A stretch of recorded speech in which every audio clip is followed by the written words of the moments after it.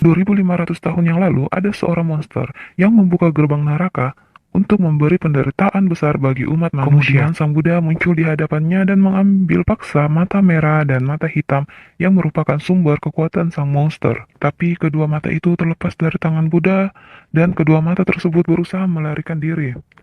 Mata hitam berhasil ditangkap oleh Buddha dan dikurung dalam peti sarira. Sedangkan mata merah berusaha melarikan diri dan bersembunyi di dalam tubuh manusia selama 7 malam. Pada malam ke-8, mata merah akhirnya menyerah juga. Namun, ia hanya berpura-pura menyerahkan diri. Akhirnya mereka dikurung di dalam peti sarira secara terpisah dan disembunyikan di dua tempat yang berbeda. Yang satu di gurun luas di barat dan yang satu di tebing terjal timur. Sang Buddha pun berpesan kepada muridnya yang tak diketahui namanya itu, untuk memastikan bahwa kedua mata tersebut tidak akan bertemu kembali. Ribuan tahun berlalu, bertepat pada tahun 2005 di perbatasan India-Pakistan, ada seorang profesor bernama Kim Jong-chul dan timnya berhasil menemukan lokasi peti sarira yang berisikan mata merah. Tujuannya mencari peti sarira untuk membuktikan bahwa legenda Sutra Intan benar adanya. Berita tentang penemuan peti sarira pun tersebar luas hingga menarik perhatian para biksu-biksu. Namun, dari hasil evaluasi, menyatakan bahwa komponen dari peti sarira baru disintesis, yang artinya hanyalah buatan, membuat Profesor Kim diduga sengaja memanipulasi penemuannya itu, atau melakukan pemalsuan artefak. Ia pun dijatuhi hukuman, namun ia tak terima dengan tuduhan yang dilayangkan kepadanya.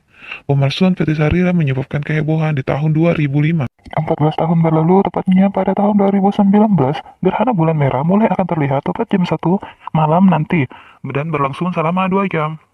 Profesor Kim kini tak dihargai dan dikenal sebagai si profesor pembohong, yang mana hal tersebut membuatnya kesal, marah, dan depresi. Ia pun memiliki rencana untuk membangkitkan sang monster, untuk membuktikan bahwa ia tak berbohong dan legenda Intan Sari itu benar adanya. Ia pun mulai melakukan ritual dan membaca sebuah mantra yang ia temukan di gurun waktu itu. Hal tersebut ia lakukan agar bisa membangunkan si mata merah bertepatan di malam gerhana bulan merah. Dan apabila si mata merah bangkit, ia akan mencari mata hitam dalam waktu 8 hari. Di akhir ritualnya, Profesor Kim memasukkan darahnya untuk membangunkan si merah.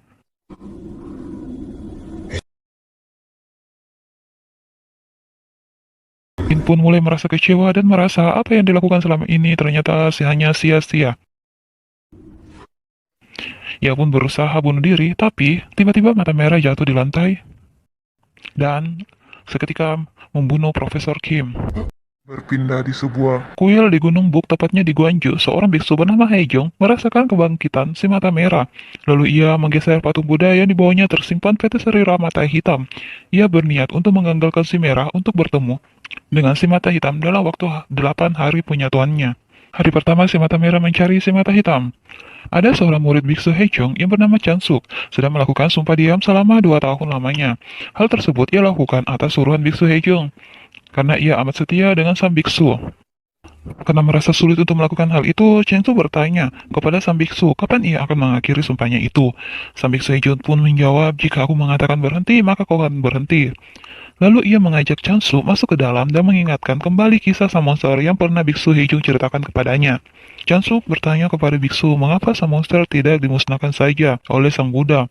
Lalu sang biksu berkata monster itu tak bisa dimusnahkan begitu saja, karena keberadaannya antara ada dan tiada. Makanya sang Buddha mengurungnya secara terpisah, lalu Buddha mengirim 2 orang muridnya yang tak diketahui namanya itu untuk menjaga kedua tempat itu. Setelah sekian ribu tahun, akhirnya si mata merah berhasil dikeluarkan dari peti sarira saat malam gerhana terjadi, dan akan mencari si mata hitam dengan melewati 7 batu pijakan selama 8 hari. Dan jika si mata merah berhasil menemukan mata hitam di hari ke-8, si monster akan kembali dan tak terkalahkan. Namun ada cara agar hal itu tidak terjadi, dengan menyingkirkan salah satu batu pijatan, agar kedua mata itu tak bertemu. Setelah menjelaskan kepada Chansuk, biksu Hanjo lalu menyuruh Chansuk untuk membersihkan patung Buddha. Berpindah di hutan, ada seorang pemburu tak sengaja melihat seseorang di dalam hutan. Ternyata ia adalah si mata merah yang merasuki Profesor Dr. Kim. Di hari kedua, di sebuah penginapan, sepasang kekasih sedang berbincang, di mana sang wanita menceritakan telah bertemu dengan sekelompok meditasi yang dipimpin oleh Profesor Kim, di mana ia bercerita bahwa ia dibayar oleh Profesor Kim untuk terus hadir di setiap pertemuan. Alasan ia menerima tawaran Profesor Kim karena merasa hidupnya berantakan, jadi ia tak merasa rugi jika menjadi bagian dari kelompok tersebut. Di luar, si pemburu yang dirasuki mata merah datang ke penginapan dan membunuh laki-laki kekasih wanita itu, dan mata merah berpindah ke tubuh wanita tersebut. Chansu yang sedang tertidur dibangunkan oleh biksu untuk mencari mantan biksu yang bernama Sunwa, untuk menyampaikan pesan bahwa si mata merah telah datang. Paginya saat ia terbangun, ia melihat biksu Hanjo tak bergerak. Dia meninggal dalam bentuk meditasi di kamarnya, dengan peti sarira di sampingnya. Di hari ketiga, ada seorang detektif bernama Hu Tai Kim datang ke penginapan tempat kejadian semalam. Dia meminta anggotanya untuk memotret petunjuk yang ada. Hotel itu cukup terpencil, jadi tak banyak orang yang menginap di sana. Saat kejadian malam itu, sang pemilik hotel sedang tidur. Mayat pria ditemukan di kamar mandi, sedangkan si wanita dikabarkan menghilang. Di CCTV terlihat si wanita pergi meninggalkan hotel dan meninggalkan beberapa barangnya seperti tas dan handphone. Tersangkanya juga ditemukan di dalam hotel dengan posisi terbalik, dengan kondisi tubuh yang sangat kering. Kembali ke Changsu, sang biksu yang meninggal akan segera dikremasi. Changsu pergi menemui biksu lain dan bertanya di mana ia bisa menemukan biksu Sunwa. Ia pun memberitahu Changsu dan segera mengumpulkan uangnya untuk pergi mencari biksu Sunwa dan meninggalkan pesan kalau ia akan kembali sebelum sang biksu Heijung dikremasi. Dan malam itu dia pergi mencari mantan biksu Chunwa. Di kediaman biksu Sunwa, ia sedang berkomunikasi dengan para roh-roh yang marah kepadanya karena tidak bisa membantu mereka ke akhirat. Di hari keempat, saat di terminal Daegun, kertas pesannya terjatuh, dan pas ia mengembalikan badannya, tasnya hilang, yang mana isi tas tersebut adalah peti sarira mata hitam. Lalu tiba-tiba ada seorang wanita yang muncul di depannya, lalu hilang begitu saja. Di kantor polisi, mayat wanita yang di hotel ditemukan di toilet umum, dengan kondisi yang kering juga. Detektif pun masih mencari tahu penyebab tewasnya kedua tamu dan pemburu itu. Changsu sendiri berhasil menemukan biksu Sunwa, dan langsung mengabari bahwa sang biksu Heijung telah meninggal. Dan ia pun menyampaikan pesan biksu Heijung bahwa si mata merah telah bangkit, dan meminta maaf karena tidak sengaja menghilangkan peti sarira yang berisi mata hitam. Di tempat lain, ada seorang pengantar makanan melihat seorang wanita berjalan sendirian di terowongan. Ia lalu menghampirinya dan mengenali kalau dia adalah salah satu anggota meditasi. Namun ia terlihat aneh. Yang kita lihat, sepertinya si wanita ini dirasuki oleh mata hitam. Ia pun menyerang seorang pengantar makanan tersebut, yang artinya si mata merah akan pindah ke seorang pengantar makanan itu. Kemudian di sebuah rumah ada seorang bernama Iron, di mana wanita tersebut yang pernah dilihat oleh Changsu sewaktu di terminal Daegung. Dan ia didatangi oleh pria si pengantar makanan yang tubuhnya sudah dirasuki oleh si mata merah. Iron pun menawarkan semangkuk darah. Tak lama ia pun pergi. Di tempat mantan biksu Sunwa, ia berkomunikasi dengan arwah Heijong yang mengikuti Changsu, mengingatkan jika takdirnya memang membantu para arwah sampai ke akhirat, hingga ajalnya tiba nanti, dan juga mengatakan bahwa sang monster telah bangkit kembali. Dan menyuruh biksu Sunwa untuk segera mencari pijakan batu terakhir yaitu seorang cenayan, sebelum sang monster menemukannya duluan, dan ia harus membunuhnya. Besoknya di hari kelima, Sunwa pun bersiap. Ia membawa tasbih dan kapak dari biksu Chunwa yang memintanya untuk menjadi penerus untuk menemukan si cenayan. Dia juga melihat baju bekas dan ada surat kecil di dalamnya. Setelah itu ia pergi membeli beberapa peralatan dan sepatu baru untuk Changsu. Changsu yang saking senangnya, ia mengucapkan terima kasih kepada biksu Sunwa dan tak sadar ia tak sengaja membatalkan sumpah diamnya. Berpindah ke lokasi mencari si cenayan. Mereka kesana kemari dan tak menemukan si cenayan itu. Lalu datang seorang warga memberitakan kepada Sunwa bahwa si cenayan telah pindah ke Daegu setahun yang lalu. Detektif Ho mendapati informasi dari ahli forensik jika setiap kepala korban terdapat lubang pun berada di TKP untuk mengecek korban lainnya yang berada di dekat terowongan, yang mana korban tersebut adalah wanita yang sebelumnya telah bertemu dengan si kurir. Dan tentu saja saat detektif Ho memeriksa wanita itu, di bagian kepala terdapat lubang.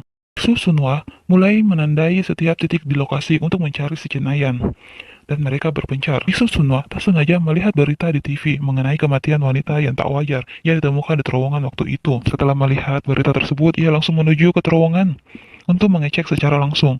Saat melihat kejadian langsung di lokasi, Sunwa merasakan kehadiran roh. Detektif Ho yang berada di lokasi itu melihat Sunwa berjalan menuju terowongan. Detektif Hu turun dan meminta identitas Biksu Sunwa. Saat lagi memeriksa identitas Biksu Sunwa, tiba-tiba ada panggilan masuk yang mengatakan bahwa ada satu mayat lagi ditemukan dekat Daegu. Saat ia mengembalikan KTP, Detektif Hu penasaran dengan isi tas Biksu Sunwa. Ia ingin memeriksa tas tersebut, namun Biksu Sunwa lari dan terjadi kejar-kejaran antara si biksu dan si detektif. Pindah di Changsu akhirnya menemukan rumah si Cenayan. Lalu tak lama berselang, hujan tiba-tiba turun. Rumah si Cenayan itu lalu terbuka. Changsu pun masuk dan berteduh di dalam. Dan ia dihidangkan teh oleh seorang wanita bernama Airan. Changsu bertanya kepadanya, apakah kita pernah bertemu? Airan pun menggelengkan kepala yang artinya tidak. Setelah hujan berhenti, ia pun pamit dan keluar. Di luar, ia melihat ada anak SMA yang kerasukan si mata merah, berdiri menatapnya. Karena terlihat aneh, Changsu lalu pergi meninggalkannya. Di kantor, rekan detektif Ho yang bernama Don Jing bilang bahwa mayat si pengantar makanan ditemukan dekat SMA. Dekat sekolah SMA, kondisinya mirip dengan korban lainnya.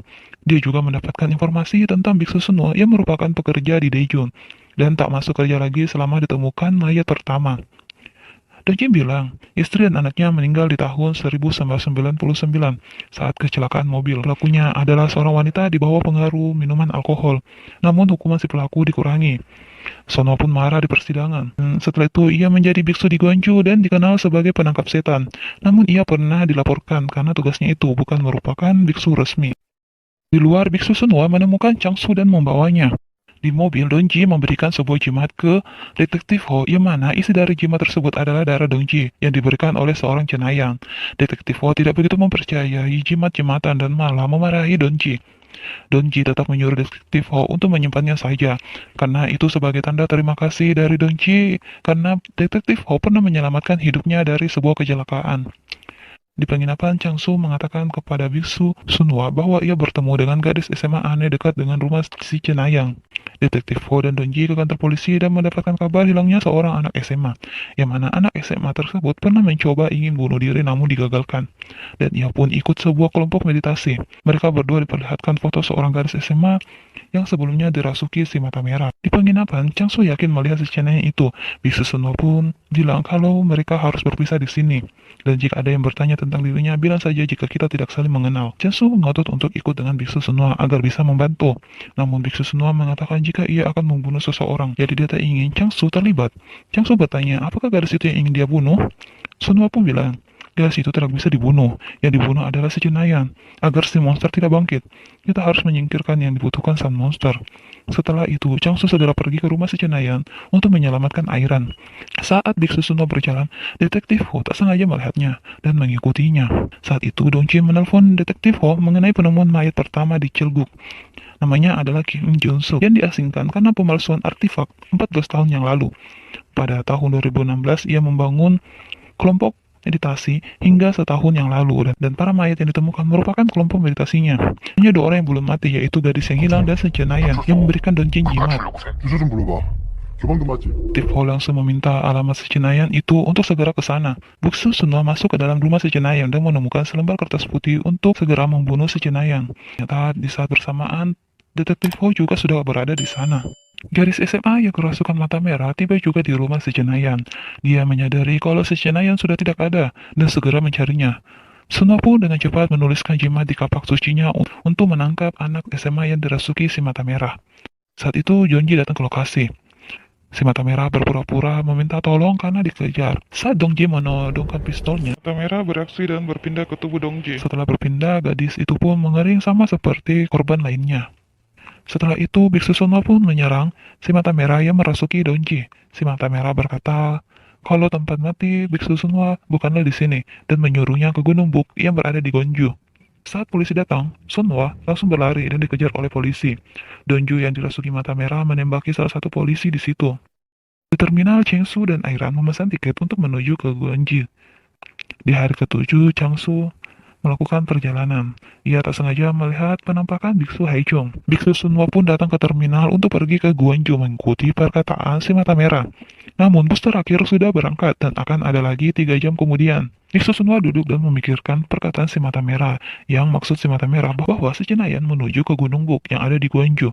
Dan tak lama berselang Biksu Haichung datang dan bilang kepadanya bahwa orang-orang akan kabur ketika menghadapi rasa takut. Dan si mata merah siap untuk melompat ke batu terakhir, yaitu si Cenayang. Dia pun mengatakan bahwa takdir Sunwa adalah sebagai pelindung dan pengganti dirinya, dan jika terjadi sesuatu nanti, orang-orang juga akan menggantikan dirinya, yaitu Sunwa, Biksu Sunwa. Biksu Sunwa pun teringat masa lalu ketika Changsu kecil, ia bertanya mengapa ibunya meninggal, dan ia terbangun dan saat itu juga penampakan Biksu Haichung menghilang. 3 jam berlalu, dia pun menuju ke Guangzhou. Dongju yang kerasukan mata merah juga menuju ke sana. Setelah si mata merah sampai, ia menuju ke kuil biksu Guangzhou dan mendekati mayatnya di sana.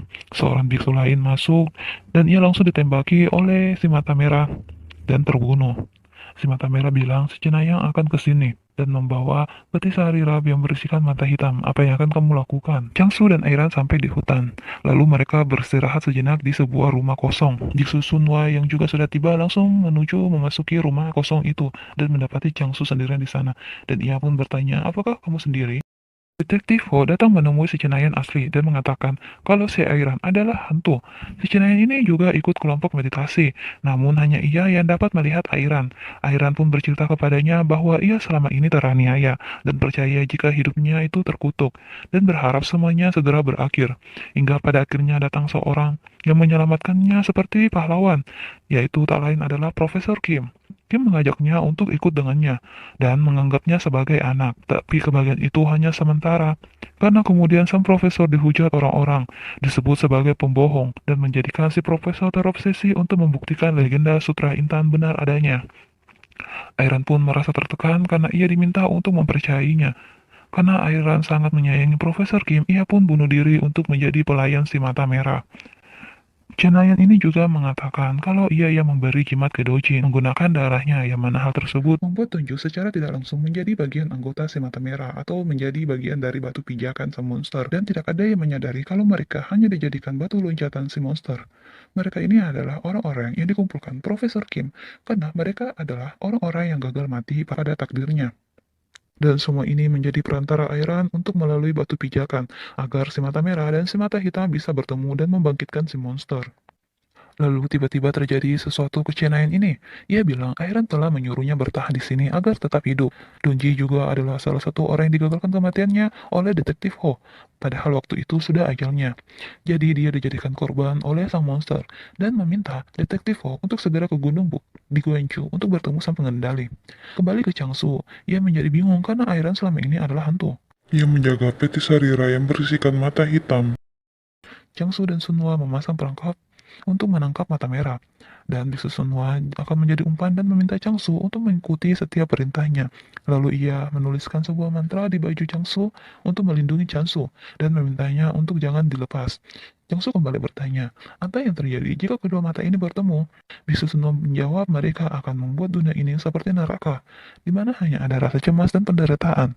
Di tempat lain, detektif Ho tiba di lokasi pada malam itu. Malam ke-8 tiba. Biksu Sunwa membacakan mantra dan Changsu bersembunyi di balik pohon. Si mata merah datang dan Changsu dengan cepat memasang perangkap dan Biksu Sunwa langsung memantrainya. Menurut Biksu Sunwa, akhir tujuan sang monster adalah dirinya. Jadi sebelumnya ia meminta Changsu saat si monster merasuki dirinya, ia meminta untuk segera dibunuh. Saat itu sang monster berbisik ke Biksu Sunwa kalau Biksu Sunwa terlalu bodoh, karena tujuan terakhir sebenarnya bukanlah dirinya, namun seseorang yang dapat membuka peti sarira. Karena Biksu Sunwa sempat kabur dari kuil dan berhenti menjadi penerus, maka Biksu Sunwa tidak bisa membuka peti sariranya, dan yang bisa membukanya adalah Changsu. Seperti sedang terhipnotis, si mata merah menyuruh Biksu Sunwa untuk membunuh dirinya, dan meminta pelayannya Airan untuk Menemukan Changsu. Airan yang menjadi budak si mata merah mengarah ke Chongsu dan membuka baju mantra Chongsu. Tiba-tiba lonceng berbunyi yang terdapat di kuil, dan seketika Biksu Sunwa sadar. Sunwa pun menembaki si mata merah dan menyuruh Changsu untuk lari. Namun si mata merah terus mengejar Changsu. Biksu Sunwa berusaha mengikutinya, tapi ia terus diserang. Changsu bertemu dengan detektif Ho. Detektif Ho mendekati mata merah yang merasuki tubuh Daijun. Namun si mata merah tak bisa membunuh Detektif Ho karena jimat yang disimpannya. Saat Donji sadar, ia menyuruh Detektif Ho untuk pergi dari sini. Dan tak lama kemudian si mata merah kembali. Ia pun mendekati Changsu. Sang mata merah pun berpindah ke tubuh Changsu dan membunuh Detektif Ho. Lalu ia mendekati Biksu Sunwa. Biksu Sunwa meminta kepada si mata merah agar membunuhnya saja dan jangan menyakiti Changsu. Si mata merah bilang, anak ini adalah anak si wanita yang kau benci. Kenapa kau melakukan hal itu? Biksu Sunwa masuk ke alam lain, yang mana ia mengajak si Chansu kecil untuk ikut dengannya. Chansu kecil bilang, ibunya telah membunuh seluruh keluarga Biksu Sunwa. Jadi ia menyuruh Biksu Sunwa untuk membalaskan dendamnya. Ia pun berkata bahwa ini belum terlambat untuk mengakhiri semuanya. Ia pun menyuruh Biksu Sunwa untuk mencekiknya dengan sepenuh tenaganya, agar penderitaan Biksu Sunwa segera berakhir. Namun Biksu Sunwa tak bisa. Kembali ke mata merah, ia pun mengatakan bahwa ia menyia-nyiakan kesempatan yang diberikan oleh si mata merah. Dan saat akan dibunuh, ternyata Biksu Sunwa tidak menyia-nyiakan kesempatan. Ia menuliskan mantra di wajah Changsu agar si mata merah berpindah ke tubuh Biksu Sunwa, meminta maaf atas apa yang terjadi, dan si monster berpindah ke tubuh Biksu Sunwa. Changsu pun membunuh Biksu Sunwa agar sang monster tidak bisa bangkit. Akhirnya, Changsu sendiri mengembalikan peti sarira yang berisikan mata merah ke Gurun Barat. Di sana ia bertemu kembali dengan Airan yang terikat dengan rantai sebagai pelayan si mata merah. Changsu lalu melepaskan Airan dan cerita ini pun selesai.